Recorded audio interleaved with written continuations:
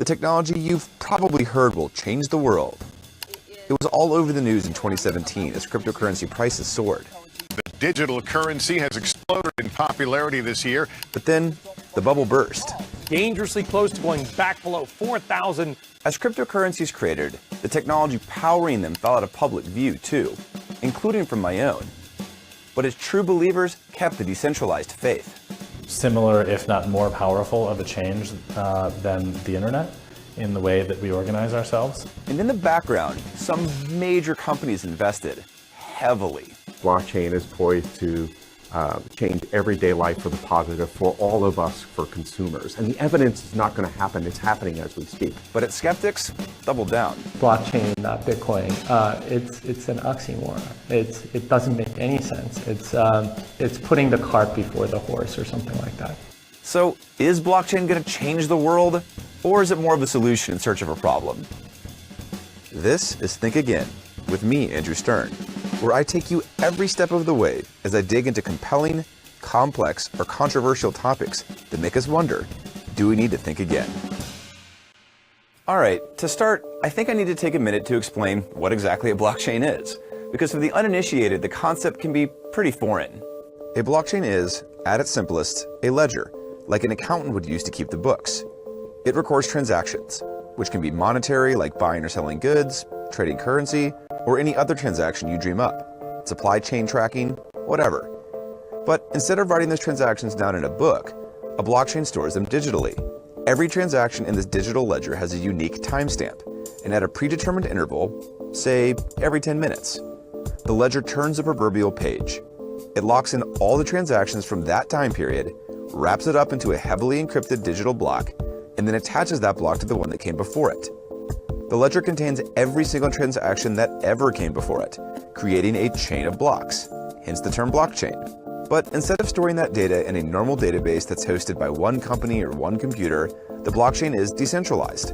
A lot of computers around the world host exact copies of the same blockchain.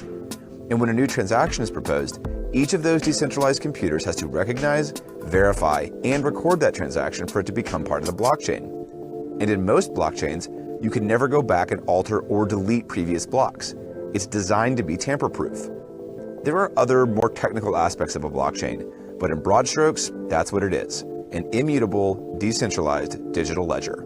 So is this concept an actual disruptive technology, or is it more hype than substance? To answer that question, let's start by hearing from one of the leading advocates for the technology. My name is Sam Cassett. I'm Chief Strategy Officer of Consensus. Consensus is the largest app developer on the Ethereum network, which is one of the world's two largest blockchain ecosystems. It's located in the hip, former industrial neighborhood of Bushwick in Brooklyn, and Sam is a true believer in the technology. In our society, we pay a lot of money for trusted intermediaries, right? Because we need to be able to trust that when we send a transaction, when I sign a contract, when I do anything of value, that is going to execute as planned, as we agree upon as a society. He's saying that instead of paying banks or lawyers to provide that trust, blockchain can provide it instead. If everything is truly decentralized, encrypted, and tamper-proof, why not cut out all the middlemen and save time and money in the process? It could be something in trade finance, where I'm sending some goods on a ship. Someone else is financing the goods on that ship. Someone else is receiving those. We ended up with a situation where we need to trust all of that data.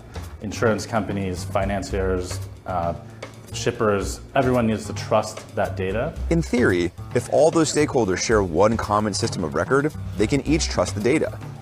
But beyond trust, it could also bring down costs for everyone involved. For instance, when I pay a bank to send a transaction for me, I'm paying for skyscrapers in Manhattan. But when I have no intermediary, there is no extraction of value as something passes through it. And in general, that makes us all wealthier as a society. In his telling, it's not just pie in the sky. They want to remake the entire financial system, though. Every consumer good we purchase relies on a complex global supply chain, so making those faster, cheaper, and more transparent could benefit everyone. Consensus wants to take an axe to middlemen everywhere. Things like buying a house wouldn't require paying a title company tens of thousands of dollars if property transfers were on a blockchain. Musicians could cut out ticket brokers by putting concert tickets on a blockchain. Fortune 500 companies are realizing that you can take that same technology and apply it to their business problems and reap those same benefits that you see in the public network in their private contexts. And he's right there. A ton of companies have been experimenting with the technology in pretty huge ways. Walmart is using it to track things from lettuce to pharmaceuticals to improve safety. Anheuser-Busch is using it to ship its beer more efficiently around the world. Even my corporate overlord Comcast is using it to better track advertising efficacy. I mean, just a few weeks ago, Consensus 2019, spelled with a US, not a YS, which is the largest blockchain conference in America, invaded New York City for Blockchain Week. It included heavy hitters like Deloitte, IBM, Citibank, Microsoft, and Amazon. I gotta say, it's a lot swankier than I would have imagined. The Hilton has like 4 full floors of convention center, all of which is rented out for this conference. But now we're raising the bar. Accelerate and help our societies reach the full potential of Web3. It's kind of hard to imagine this many companies are betting on a technology that has no practical use. And Sam would agree.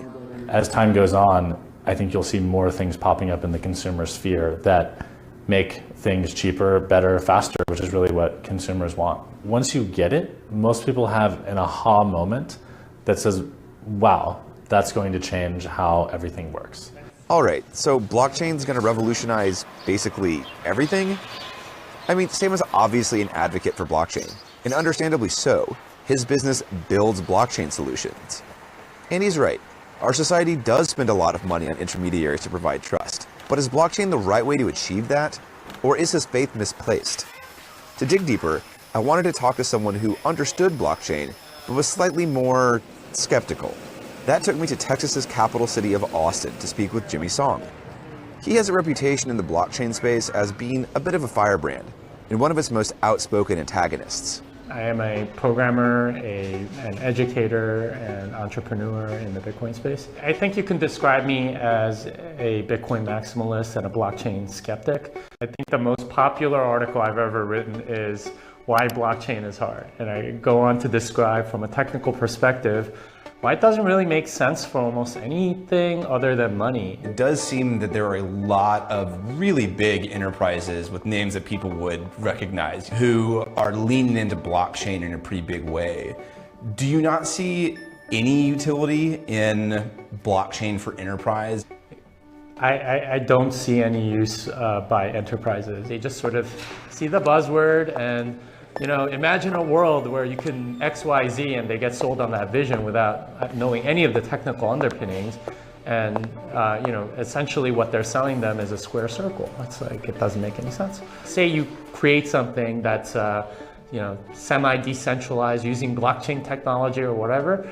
I will be able to do that faster, cheaper, easier, more conveniently, be able to iterate more often with a centralized service that does the same thing. Healthcare is a good example of what he's talking about here.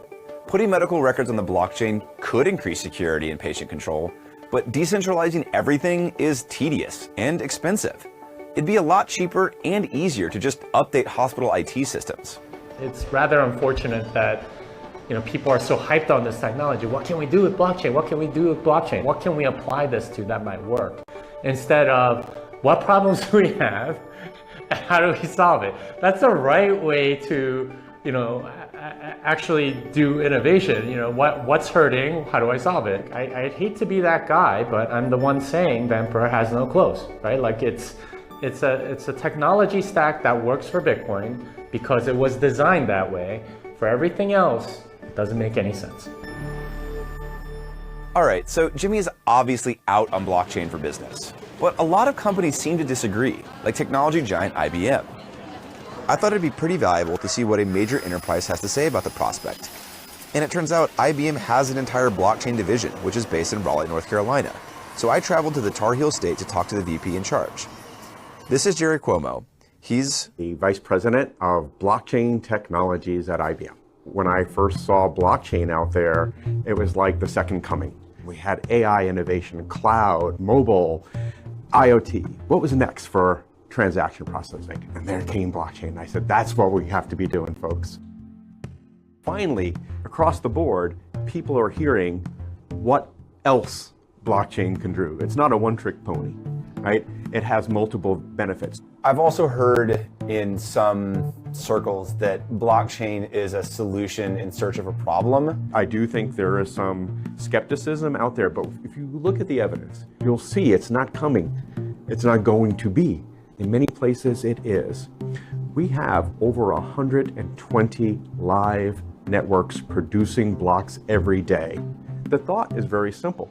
It's that a group of companies working together can produce a better outcome than any single member of that group working by themselves. He's talking about things like banking consortiums that want to move money around faster, or supply chains with multiple stakeholders.